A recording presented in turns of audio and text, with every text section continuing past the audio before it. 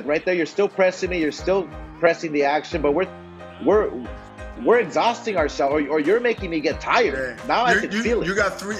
Yeah, you got 3 good shots in the balls though just now, but it was okay. It was 2 good 3 shots there.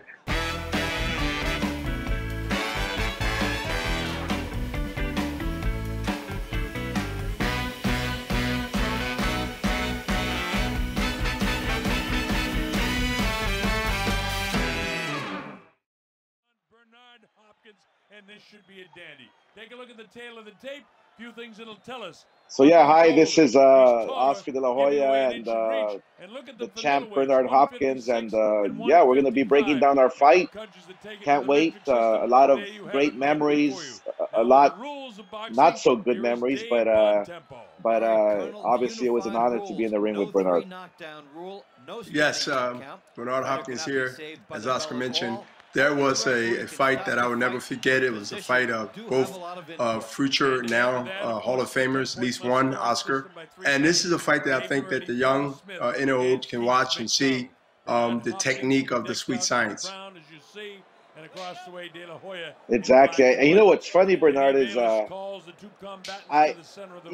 was always used to fighting the very best. I loved going up against the best, and to be called middleweight champion, you have to go through Bernard Hopkins. There's no doubt about that. But I have to tell you, when we were given the rules right there, in my mind, I was thinking to myself, what the hell am I doing right here? Look at this guy. This guy's a monster. Yeah. you know, and Oscar, if you see my posture, I was like trying to look tall and big so you can actually look at me and knowing that, you know, we're going to fight in 3 seconds. But right. I noticed my size. I knew you wanted big middleweight. I knew you never fought at middleweight, and I figured that I got at least look big in stature during the stare down, because it's mental before physical. Yep. For me. Well, that's what young fighters and the people that are casual fans must know, is that this game is more mental than physical. You know, if you get inside a fighter's head, you have the battle won. You know, outside the ring. So you were a genius at that. And one thing that I can say, if you see. And if you could see my stance, Oscar, and where your stance, because I knew that you was going to be quicker. I knew that you was going to have good foot movement. Yeah. I watched the Trinidad fight, matter of fact, and I watched other fights, even with Corte. I went all the way back to those years. But I watched how you actually fought on your toes, and you had a nice bounce to you.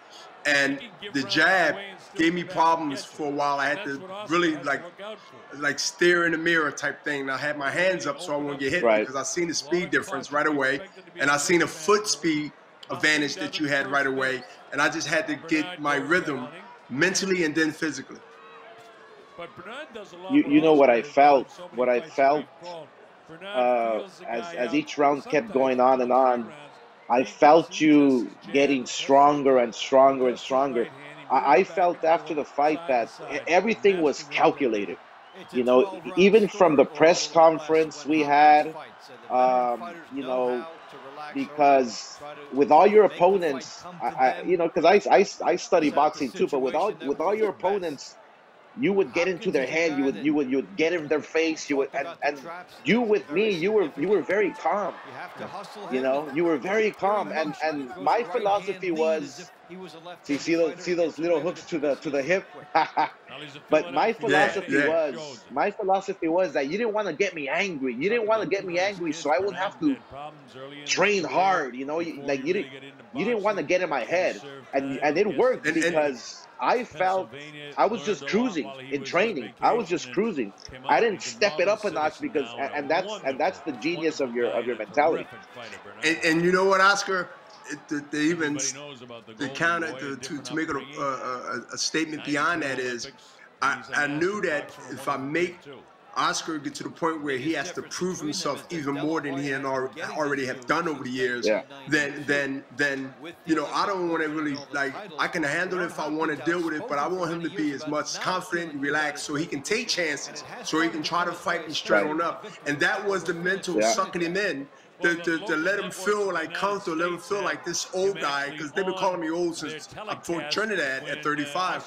So I wanted to just make sure that Oscar was going to get comfortable to the point where I can get closer round by round by round. But the first couple of rounds, Oscar, you can see I'm hesitating, I'm waiting, I'm not trying to get hit, but I'm not throwing punches either. And those rounds I lost towards you going in the first quarter of the fight. Right. I don't know who you give it to. Yeah. Either one did much. No, I definitely felt comfortable in the first round, second round, but as the rounds go by, I felt that you were pressing on the gas. You know, you were pressing on the gas. Slowly but surely. And you, slowly but yeah, surely. exactly.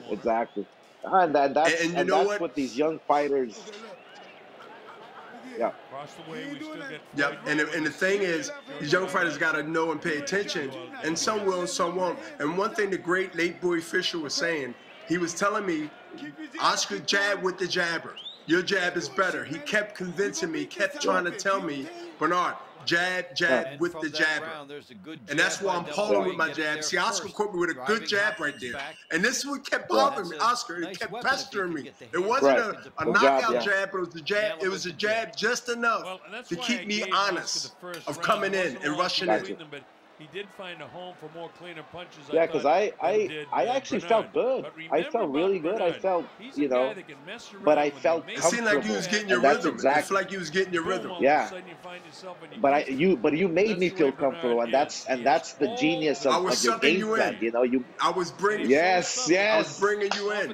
I was bringing you in, and that's when I knew, Oscar. I can tell you now because it's over with.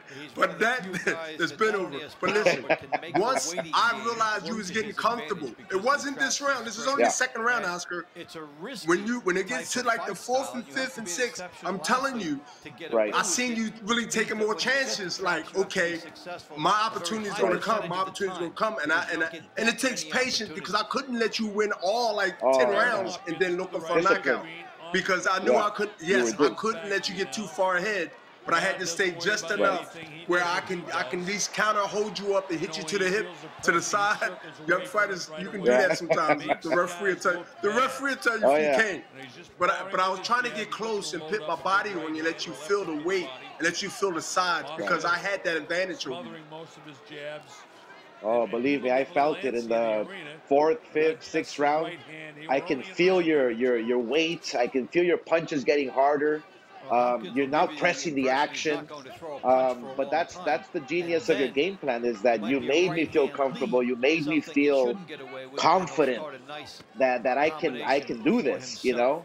But see, these young fighters must know that discipline is a huge part in a game plan.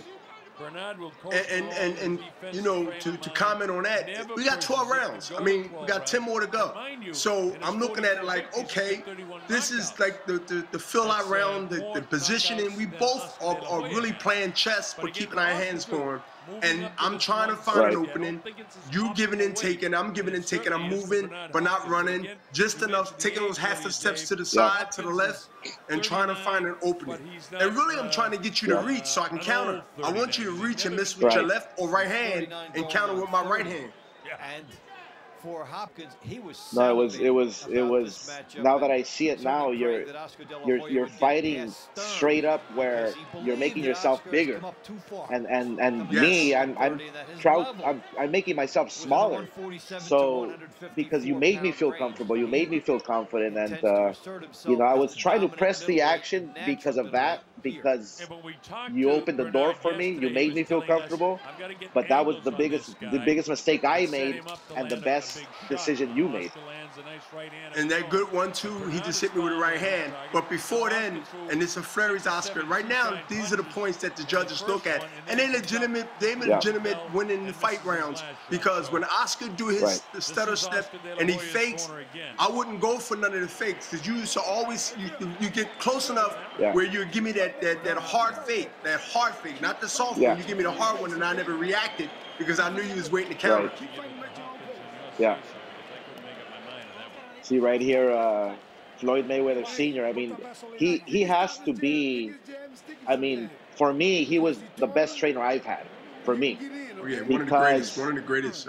well, he gave me great instructions. He made me believe in myself. He would get so pissed off.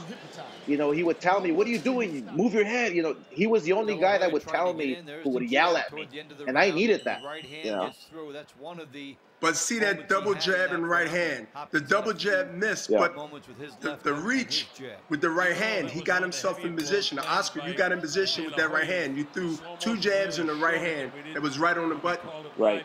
And again, Oscar, you know, I'm a bigger guy, and I seen you hit guys and really hurt them with right hands like that. And that's part of the advantage of being a middleweight really all my life, to be able to take that You can punch take it. and Exactly. yes, and be able to take that punch and say, okay, I'm not gonna get hit with it again, but I know I can take it if I do, at least early on. And this is only the 3rd round. Again, Dave, this guy Exactly. And the strategy for me was to throw punches and bunches, to throw combinations, because I was the smaller guy, but I felt that I had the speed where I can throw double jab, right hands, and throw punches and bunches, and hopefully win the rounds. Because I knew I wasn't going to knock you out. Keeping the body that way, most guys naturally drift up a couple of weight classes, even if they eat. And I knew that if I let my hands go, and when it gets to the point where we having one of these type of moments where you throwing punches, I'm throwing punches, I'm not going to win that battle. I got to put my body on you. I got to make it sort of like rough and tough inside, because I want to use that advantage. I want to use that muscle, that mass. And also, you know, when I can hit you in the clinch, I'm going to hit you all over. If you watch, you're going to see those right hands to the side, to the hip. But this is all wearing Oscar down right now. Right now, I'm punching in there. The referee Billis is telling me, Bernard, no, move your head up, move your head up. I'm doing all these things to try to go ahead and get in his head, but also wear him down as the fight go on. Everything is invested for later on, the 5th, the 6th, the 7th, even the championship rounds. There's 12 rounds in a fight, and you knew how to be disciplined, and you know, it's like you said, if the referee's on the other side, well, work your other hand so the referee won't see those punches on the hips. You were the best at that. You heard him say it's be a chess match within the fight. And I knew I threw a little straight right hand. I just tried to throw it out there, you know, to make it connect. But if it didn't connect, the speed of it and the accuracy of it would make you at least think like, okay, that right hand didn't hit, but it was close. And again, here's Oscar, the smaller man.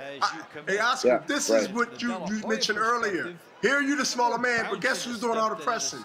You. Because I want you to believe that you can press me, and I'm not going to press you. And once I get in so many rounds, like 6th or 5th, or 5th or 6th or 7th round, then I knew I could go ahead and say, okay, he believes that he can, you know, strength-wise and his style or way he's fighting can match my strength and match my height.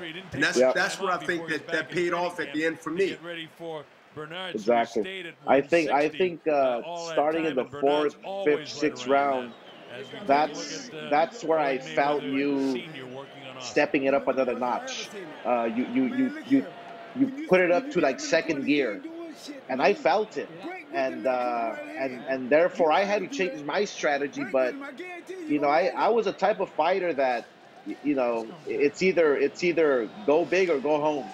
And so you made me feel so comfortable that I had to stay in close with you, you know, because I was a fighter that was very how do you call it, very you know, I wore my heart you know, I wore my heart on my sleeve, you know, and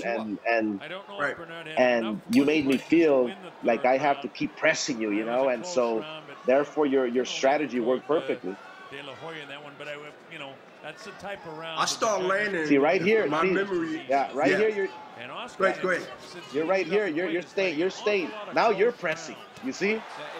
I felt it. I felt that. Oh, you started pressing. Look at that.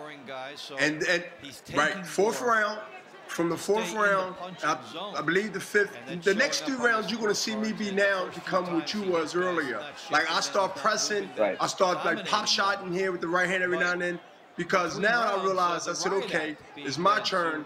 And I seen that you was waiting to counter. So I said, if I can let you back up and be the bigger man, when I do miss, I grab you. I grab you, I hold you, I push you back, and I let the referee come in and do his job. Hopkins, he's not throwing punches, and there's an illustration. Well, I think see, now you're getting closer. You're landing your shots.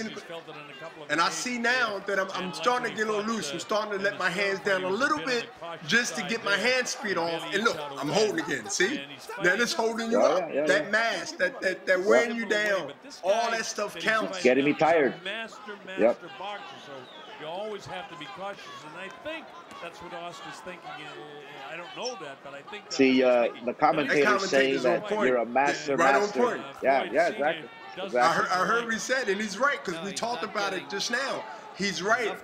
And you realizing it. You can see that you're realizing it, but I'm pressing it, and every time I'm in position to get hit or countered by you, I grab you. I put my body on you, my mask. Right.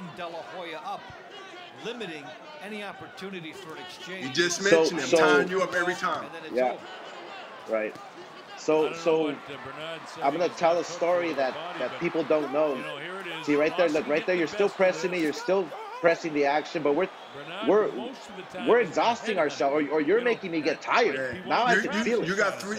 Yeah, you got 3 good shots in the balls though just now, but it was okay. It was 2 good 3 shots there, but it was. But you know what, though, Oscar? I see now that I can go ahead now and just press and now take a chance and use my boxing abilities and my quick wit thinking, and then I can go ahead and try to get you offset. Right now, what I'm doing, I'm trying to get you offset because I see that you're a little flat-footed. I see that you're stalking me. So now I want to become not the runner, but the boxer puncher now, and just get those opportunities when they come, and you know, trying to fluster you. Quick right hand. Right. So I'm gonna tell a story. It was fight day, right? Where this fight almost got canceled, right? This fight almost got canceled, and you went to the airport. Why was it? Because of the referee, or? Yes, it was because of the referee. No, it was because of the judge, I believe. The judge. Okay. So when I find out that you're at the airport, in my mind, I'm thinking, man, wait, this fight's probably gonna get canceled. I don't have to go up against Hopkins. I'm good. So in my mind, I'm thinking, man, I'm off the hook. I'm off the hook. So that there even played psychologically. It played games with my head. So what fighters have to know these days are, you know, it's also mental and physical, man. Don't see it. You can't get it is, Oscar, and I remember that clearly. And me and Nazim, you know, brother Nazim, we said that we were gonna do it. So, man, we getting out of here. So we made sure we let everybody know I was leaving. We get in the van. I said, whatever you do, because I don't want to get sued by a million people. I said, don't let me get out this van. But I did go to the airport, and Oscar had media people came. It was a few people came, and I had one conversation, and I said, okay, you sure you're gonna work it out? And we went back. I was so glad that they won't let me get out the car. But I was, it was a chance. It would have got out the car. But once I realized that there'd been a lot of financial repercussions because everybody's waiting for the fight. Right. People are there already from the preliminary fights, and it was just something that I knew that would be on everybody's mind because this man can't be at the airport. And he got to fight the night of the fight, the day of the fight. Right. This time, though, Hopkins see right here in the 5th round, I can now feel you coming on strong. You know, I can feel your weight. I can feel your punches. Like you said, I'm flat-footed. You know, now it's like, all right. And you're waiting. You're waiting for me. Yeah. Right. Yep. Because nobody threw a punch right now, but that's my style. My style is never to be first. And my style is to counter and then find a way to go ahead and switch gears. And then I'm switching gears. Now I'm switching gears because I see that you're waiting on me and you don't want to press me, but you're right there in front of me. And that made me do what I'm doing now. Moving, slipping, trying to give you a different look and pop shot as I can. And these punches are not hard.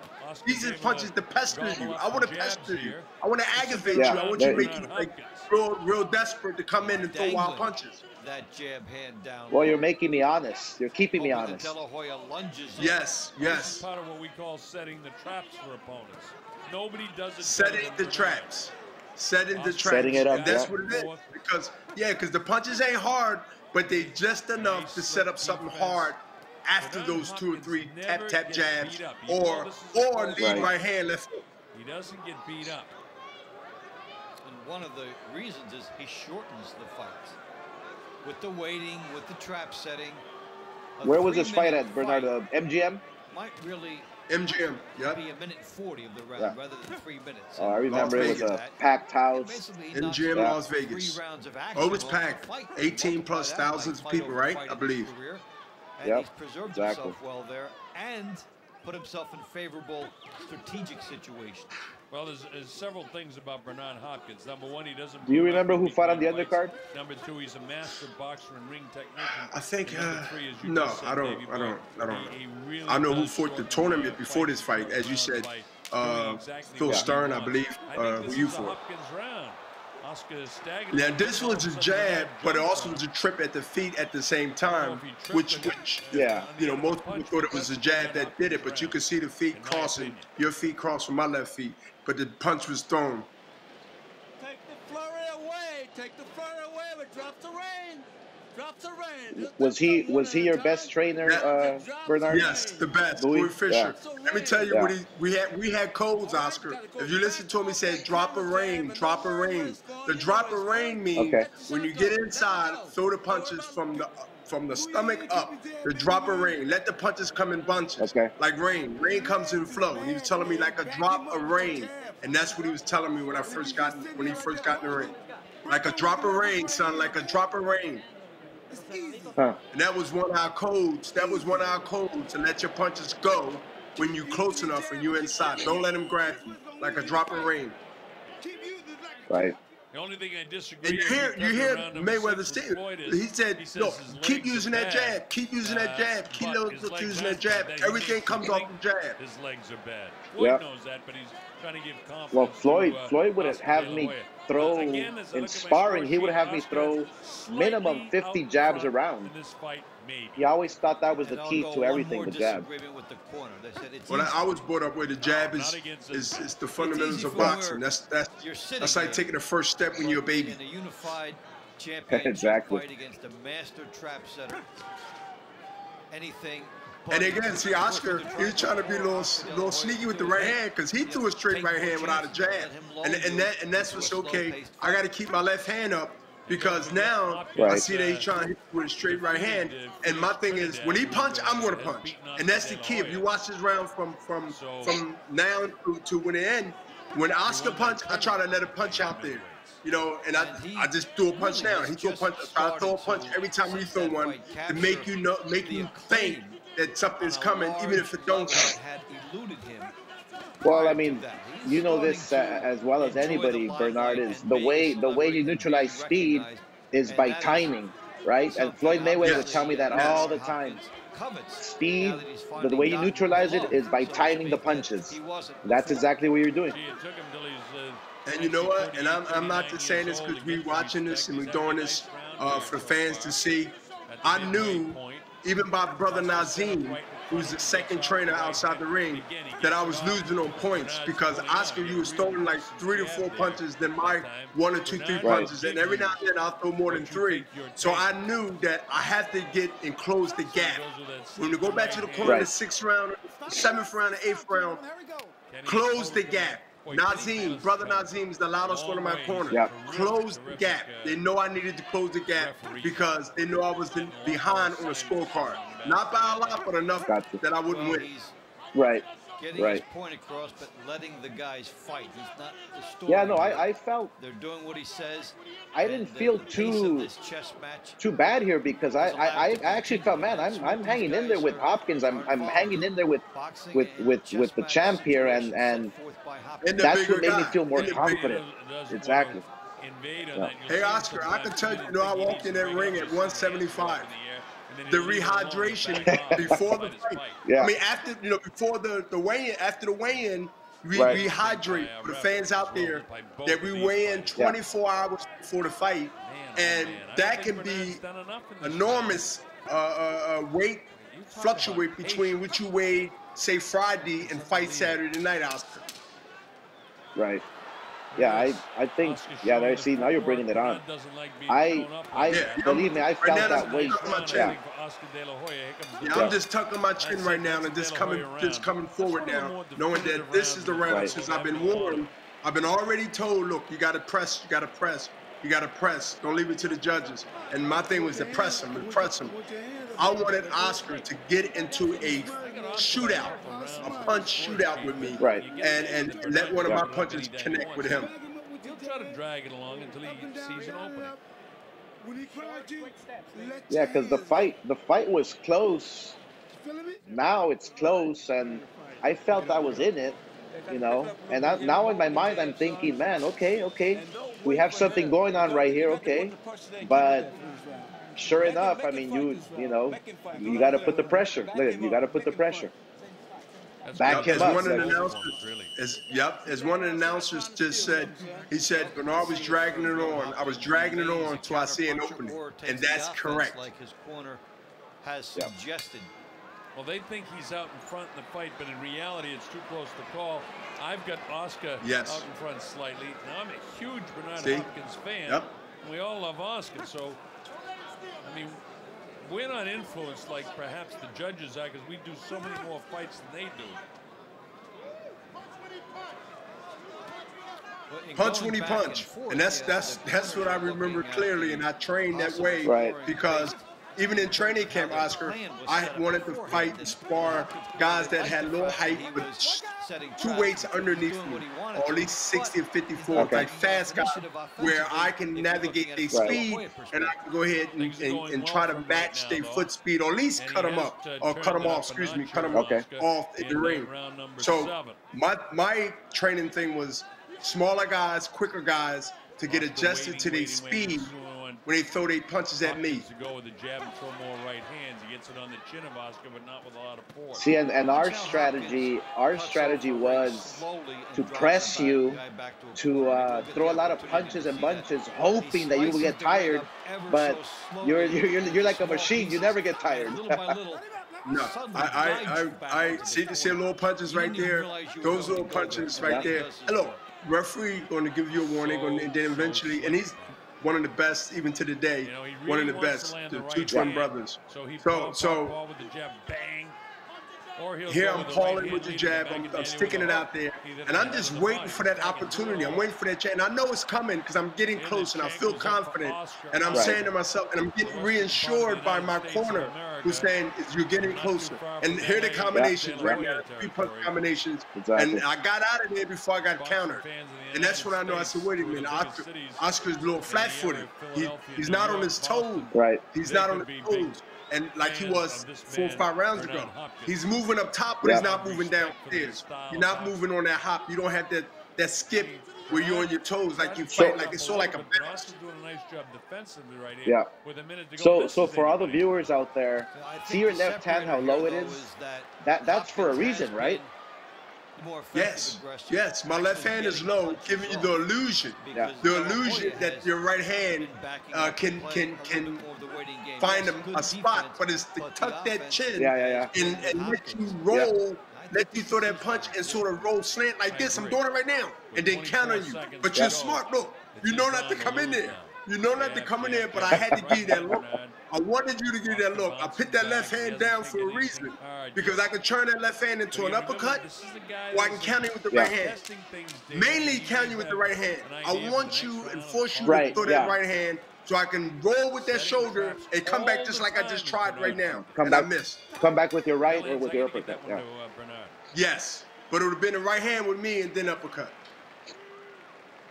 Look at that crowd. It was a massive crowd. That was a big night for boxing. It was incredible. I need my jab to be stronger, it was incredible. I need my jab to be stronger. My jab is not strong enough for me. I need you. I need my jab to be stronger. So you had the WBC, WBA, IBF, right? Yeah. And we was fighting for history because the WBO was on the line. Right. Yeah, exactly. So it was all four titles.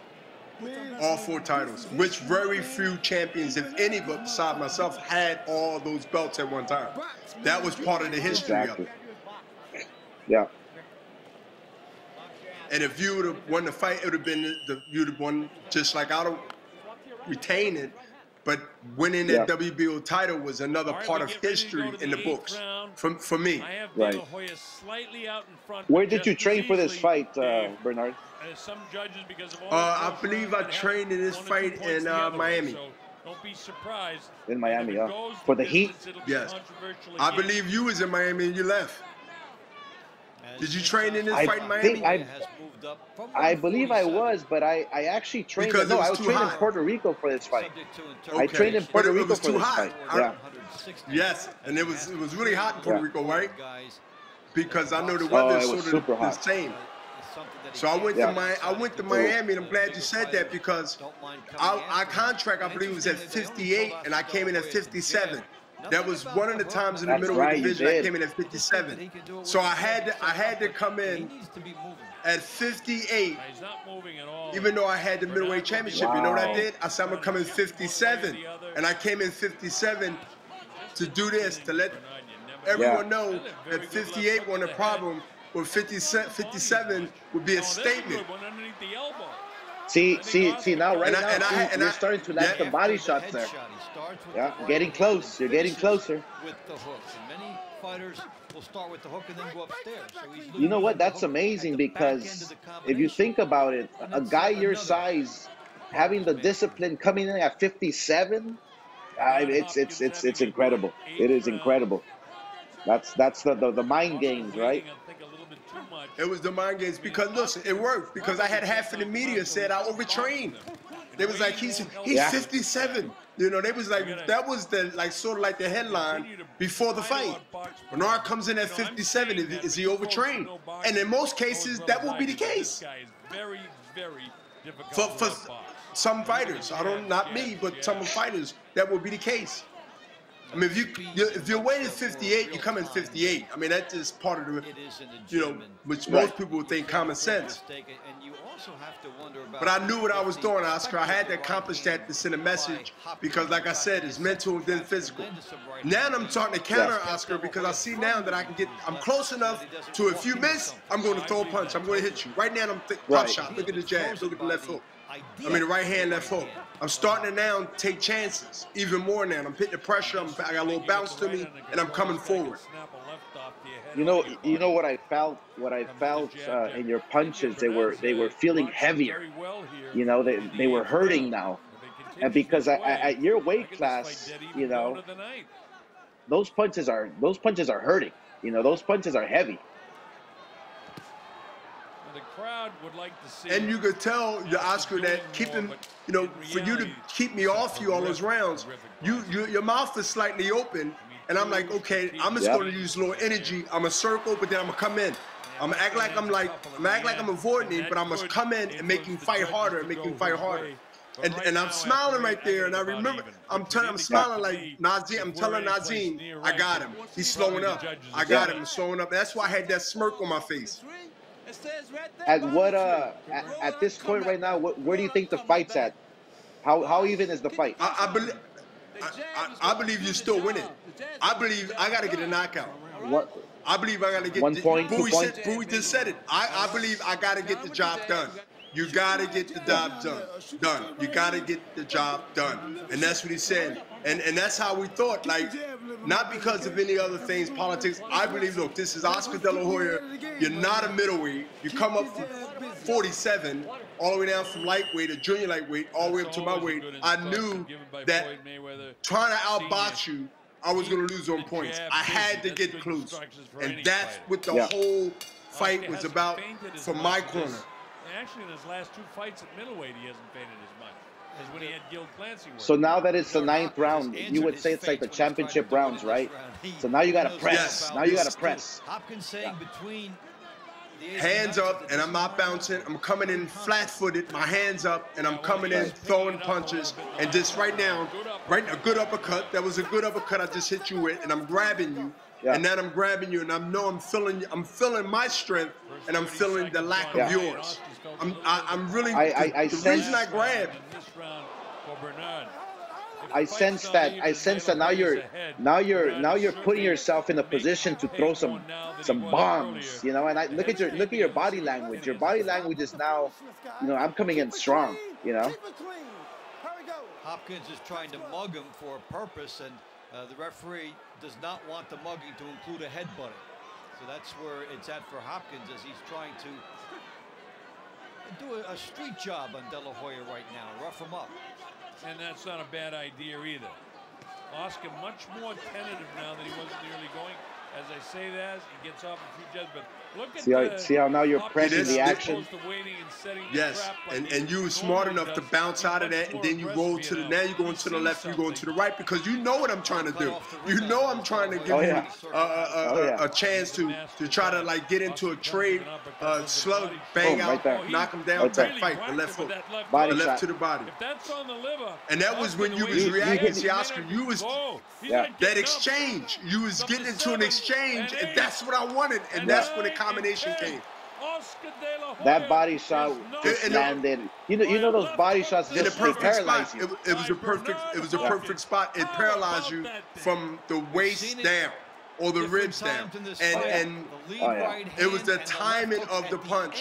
While you was throwing a punch, a half a punch got there, but I was already there firing a short left hook right up there towards the liver. You stepped inside with it perfectly, and I felt I was in the fight, but it was just a perfect punch. It was a perfect punch.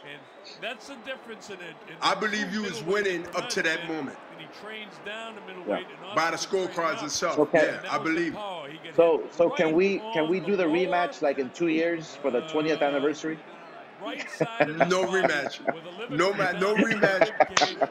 And you cannot recover from it. No rematch. See, we could do a rematch on some kind of game that we could play that got boxing, or we could do a rematch on something else. But here is history, and Oscar, I'm going to live with that one. Brilliant fight. Congratulations, champ. Thank you, Oscar.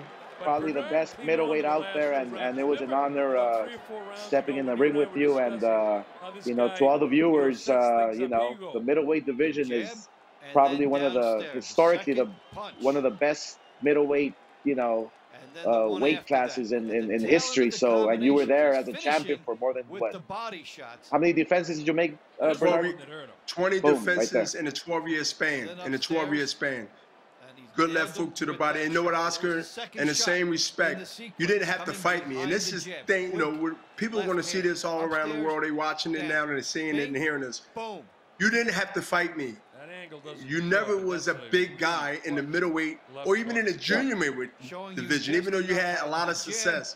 But that was my division for many years. After beating Tito and then beating Oscar, that's Hall of Fame right there. And without you giving me that opportunity, because you didn't have to fight me, it was not only my biggest purse that I got from fighting you, Oscar, but it had me in different venues that let me know that I became a superstar that night. Yes, I was respected. Yes, I was the undisputed. I had all of the titles. But fighting Oscar in Vegas under them lights amongst thousands of people, Oscar, I'd like to say thank you, man, because that's really what brought this relationship that we have today. Exactly. All right, buddy. Hey, be safe, and we'll do this again soon. Yes, be safe. Peace. I hope everybody enjoyed it. Thank you. All right.